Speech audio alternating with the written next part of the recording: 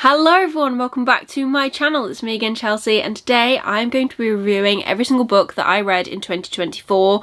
At the start of the year, I decided that I was going to do small, short, trying to make them one-liner reviews so that I could recap them at the end of the year, and that is exactly what we're going to be doing today. So I will show the cover of the book.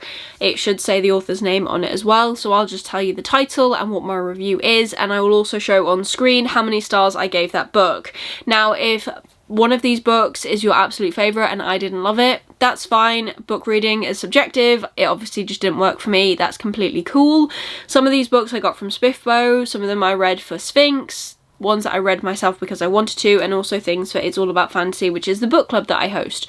So there's a range of different books here, some of which I would never have picked up without being part of a competition, which is really, really cool. That's why I take part in them. And yeah, so we're gonna show the cover, show the rating, and I'm gonna tell you my little review that I gave. I don't think I said anything too bad, so let's just get straight into it. The very first book that I read was Cold West, and my review is as follows. This is a darker read filled with grief and revenge. I enjoyed the book for the most part, however the only thing I will say is that towards the end I lost the plot a little bit. The story becomes jumbled and hard to follow, which does make sense as the main character is jumbled himself.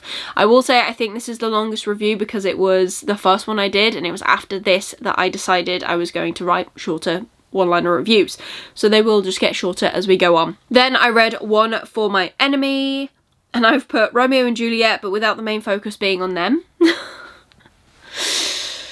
Yeah, I mean, I will say, especially about this book as well, and I don't think I'll do this for every single book, we'll be here forever, but for this book in particular, this review I think is spot on, because in Romeo and Juliet you're watching Romeo and Juliet, but in this book it's kind of following that storyline, forbidden romance, all those fun things, but we have a lot of perspectives from people that just orbit around our main characters as well, which is pretty cool. I did enjoy that. Then I read The Last Fang of God. This was also for Spiffbo. A father decides that in order to save his daughter's life, he'll need to travel a dangerous path to get her back to his homeland. This was an interesting one, if I remember rightly. I didn't love it, but I didn't hate it. Then I did a reread of The Assassin's Blade because I was trying, and I still am trying, to finish the Throne of Glass series. Short stories depicting the start of Selina's journey, a great way to understand how she came to be locked up in Throne of Glass, which is where we start the book. Then I read Queen of Shadows, same character but with a name change. We are thrown back to into the fray of Rifthold, where everyone is mad at everyone. Pretty true. I read Swordcatcher, and my review is showing true, messy, early 20-somethings navigate high court, secrets and deals that have been in play for longer than they know. I do like this book. This was in two different points of view, and one was a boy and one was a girl, and it was very cool. I really enjoyed this book. It surprised me how much I enjoyed Cassandra Clare's first debut into the adult space. I thought it was quite good. Collector of Lost Things. I believe this was for Sphinx. An assassin school filled with sexual assault and a long-lost romance come together in this short story, trying to showcase the different disciplines in this school. I do remember feeling like some of the stuff that was mentioned is really not necessary. Again, that's not my choice to make. It's the story, I read it, and that's how I felt. I read a necromancer called Gam Gam, also for Sphinx, and I said an old woman trying to raise her family from the dead and a young girl who is being chased due to her powers team up to take the aggressive men down. And they surely do. Our first read for It's All About Fantasy in 2024 was The Heresy Within by Rob J. Hayes. I love this series. A dark, gripping book filled with swearing and sex, bringing three unwilling characters together to battle the heretics trying to take over the Arbiter Inquisition. It's very fun. I liked this. All characters that you're not meant to like, I liked. My next read for Spiffbo was Hills of Heather and Bone, where the chicken has more personality than some of the main characters. And if you read that, you might agree with me. You might not. And that's also cool. Another Sphinx book, A Sorrow Named Joy, watching our main character figure out how to live when she is not revolving her whole existence on making a man happy. There is also other deeper meanings to that story, but that's just what I took away from it, essentially. Then we've got The Bitter Crown, a book that definitely does not suffer second book syndrome. We watch our main characters fall to their lowest and wonder if they will ever come back up again. I will say I feel like 2024 was the year that I fell in love with the second book in trilogies for whatever reason. They were just so well written, and I don't think I actually found a book that did suffer with middle book syndrome, but I think for the most part all of the books that I read that were trilogies, the second book was still pretty good and pretty up there. Another Spiffbo read, The Fall Is All There Is. Mechanical horses and a deadly ghost mist that can possess you. This is a sci-fi fantasy read that will keep you guessing through all of the family politics and plots. Again, I wasn't fully sold on this book, I don't think, if I remember correctly, but I liked what it did. The Adventures of Amina Al-Sarafi, following an older female protagonist, has never been so great. Experiencing adventure through the eyes of an experienced pirate, we follow one woman on her one last adventure to save a young girl's life. Really loved that. Loved the idea of following someone who was older, who had had a child of their own. Just made a really nice change from reading about a late teen protagonist finding their way in the world. Really enjoyed that one. I think I've said that too many times already, but I really enjoyed that one. Then for Sphinx, I read Dragon Meat. The country is starving and one girl is fighting to keep her father alive when she stumbles into someone who is promising food. This is the start of something greater. I have recently actually downloaded another book. I don't know if it's the follow-on series to this, I can't remember, but I've recently actually downloaded another book from this author to check out because I have heard so many people sing its praises and I've kind of been sold on it. So hopefully in 2025 I might bring you another, you know, review of a book from this author, and it will be even more glowing because I think this one was okay, but I don't remember absolutely loving it. Next, I did a reread of Empire of the Vampire because Empire of the Damned came out.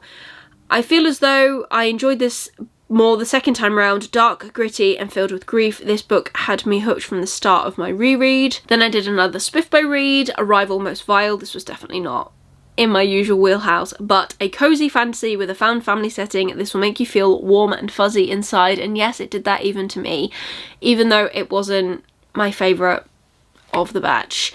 But that was purely just because I'm not really a cozy fantasy kind of person, and that's cool. I did another Sphinx book, which was Black Cap, a detective who has sworn off investigating any more cases that will get victims killed, is now looking into the supernatural. I really liked that twist. I thought that was cool. Then we did another Spiffbo read, Daughter of the Beast. When the Volcari come to her village, Zinatel is taken to fulfill a prophecy. She's thrown into a tough world where she will learn to become a fighter and a survivor. I keep saying I'm going to continue this series and I'm yet to do that. I don't know why. The Colour of Vengeance was the second book for It's All About Fantasy. Following new perspectives, the sequel is more gruesome than the last, with plenty of torture that will make you squirm. It is definitely quite grim, I will say that. Then we've got Alien Clay. Earth is now shipping rebels off-world to labour camps, and Arton is shipping off to Kiln to learn that the Mandate are keeping something quiet about the planet.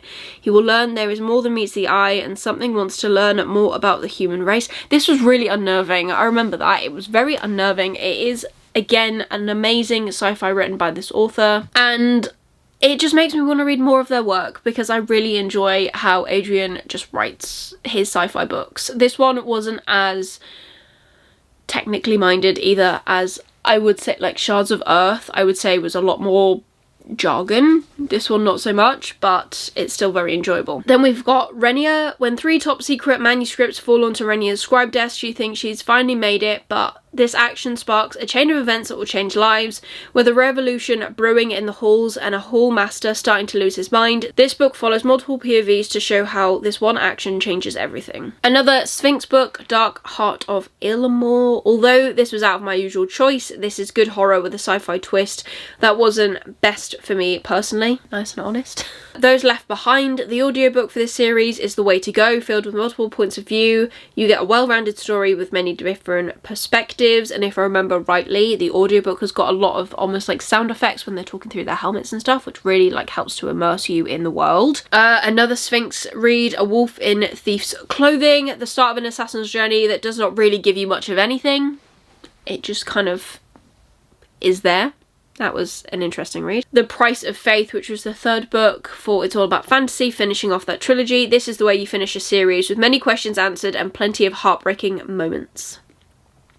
I tried The Written by Ben Galley, filled with mages and dragon riders. I originally thought this would be a sure thing for me.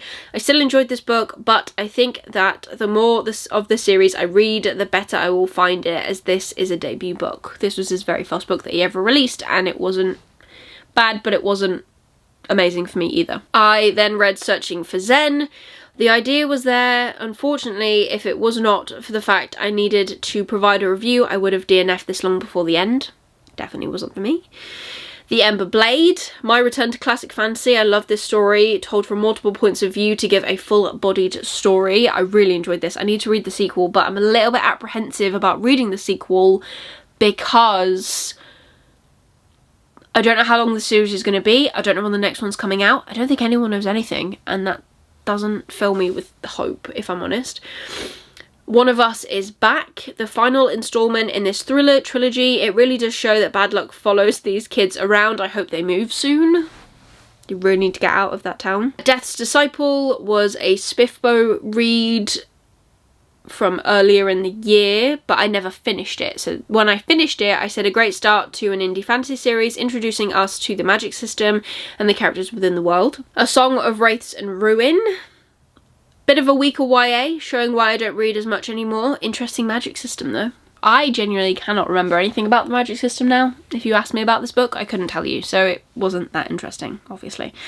An Ember in the Ashes! Loved this one. Rebellion and harsh living conditions for one of our main characters. I raced through this audiobook. I think I read it in almost a day. Like, really went through it. Really enjoyed it.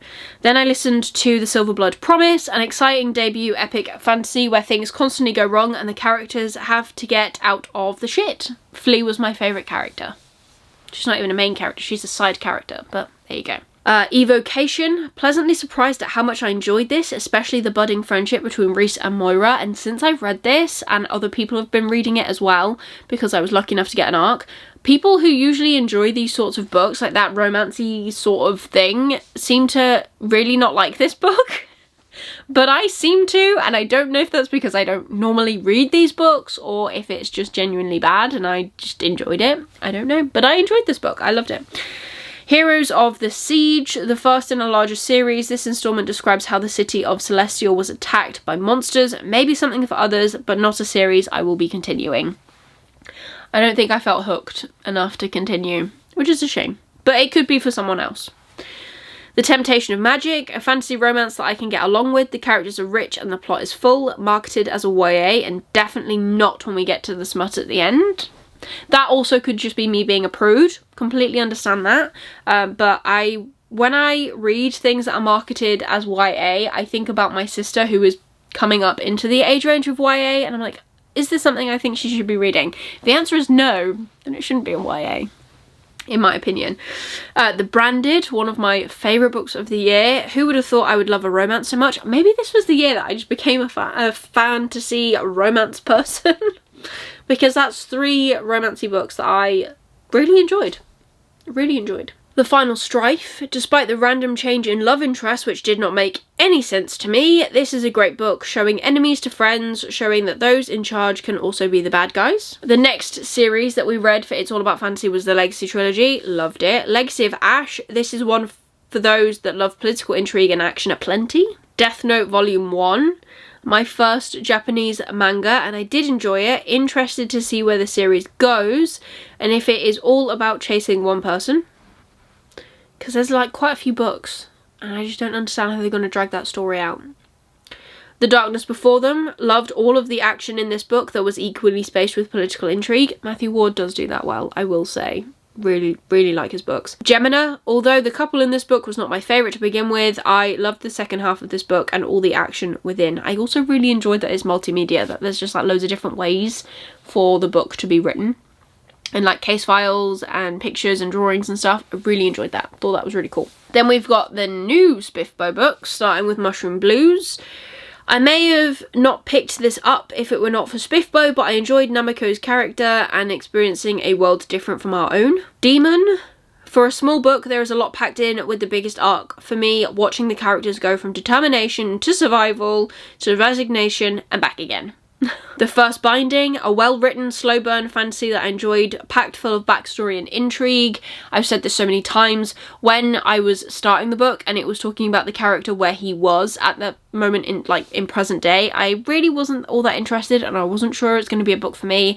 But then I got to the point where he looks back and reflects on where he's come from and all of the events that led to him being where he is, and that really drew me in. So now I want to know about him in present day because I'm now invested in the character because of learning his backstory, which just kind of describes me as a reader, if I'm completely honest. Godfrey's Crusade, medieval fantasy with fantasy creatures mixed in, which was really enjoyable to read. The Halley Traveller, I was intrigued with the first half and the almost mafia vibes. However, it's written for a YA audience with older themes, not one to continue. That means not a series to continue for me. Legacy of Steel, another It's All About Fantasy book. The best book in the trilogy in my opinion so far. No middle book syndrome here. Filled with action and politics. This kept me turning pages. Spoiler alert, it was my favourite book of the whole trilogy. Dark Town, a light lit RPG that feels cozy and spoon feeds you the world. New York Minute, which is Stephen Orion's first adventure into the indie publishing scene. Post-apocalyptic New York filled with mystery and intrigue. Gideon the Ninth. I think this would have scored higher if I read it physically. I really struggled to keep track of names and titles as they are used separately and then together. Maybe that is just me. I did have someone comment a while ago saying that the whole point of Gideon is that you're just confused for the whole thing, and I think that I'm glad it's not just me, if that is the case. Then we finished the Legacy trilogy. This was a great ending to the series, but the second book was definitely my favourite. Stranger in the Mind. I have not hated a character as much as I hated one of our main characters in this book. No redeeming qualities. If you've read the book, you'll know who I'm on about. I recommend that book, actually. I think it's very clever how much those authors made me hate one character. They did a very good job. Godkiller, I feel as though there were plenty of moments that were unneeded and had plenty of points that needed padding out. Seemed like there was a lot of nothing going on in that book, if I'm honest. Chasing Graves was the new series for It's All About Fantasy after we finished the Legacy trilogy. A very interesting world. Trying to build a relationship with any of the characters seems difficult. I was just not gelling with anyone, which I don't like. The Blood-Dim Tide, a great sequel. Looking forward to seeing where the series wraps up because the third and final book comes out next year. That was not very full of anything, really. I must have been in an interesting place to write that. The Old Universe Book 2. A 7-chapter battle is enough to intrigue anyone. Enjoyed being introduced to a vaster world. That was quite cool. The Wrong Stop. Loved this one. Like Hitchhikers, but younger and filled with plenty of sarcastic banter. Also very English, I feel, which I also loved. A Discovery of Witches. Cringier than I remembered, because I reread that book. Empire of the Damned. The plot twists in this I did not see coming, and now I do not know where book 3 will go. And if you've read that book, I hope you understand what I mean by that. Then we read Grim Solace for It's All About Fantasy, a series I need to finish, but I have no rushed desire to finish because we called it quits after the second book for It's All About Fantasy. Completely fine. I do need to finish that trilogy out though, I just haven't. Then I read the January's anthology, where I think it was average because there were very few stories that I loved. And then the final 2 books that I read this year, Emperor of Storms. Loved learning about the characters more than following Aelin and Rowan. And Tower of Dawn. Without the tandem read, this would have taken me even longer to read, as only picks up in the final section. I will say none of those are as overly scathing as I thought they might be, but I hope you enjoyed nonetheless. So those were all the books that I read in 2024 and their short reviews. I will have included the star rating as well for you. I hope you've enjoyed this. I think this is probably going to be my final wrap-up video. I say final like I've done loads. I've done 1, maybe, if that. I don't even know. I'm checking my calendar to see what else I've got coming. Oh no, I want to look at the series that I completed and tell you about them. So that will also be coming. But yeah, that's it for this video. I hope you've enjoyed it. I really like the idea of doing the short reviews from a whole year. It kind of brings me back to remembering things about the books that I may have forgotten, or just remembering that I read something that I might have forgotten that I read. So I hope you enjoyed it. If you did, please give it a thumbs up, really supports me and my channel. Leave me a comment down below of like a short review of like your favourite book, your least favourite book. Give me a review down below, and if you want to leave me an emoji, leave me any like pen or pencil emojis to signify writing reviews. And if you want to see more of me, please consider subscribing down below and ring that notification bell to get notified every single time I upload new videos. Haven't done any vlogs so far this year.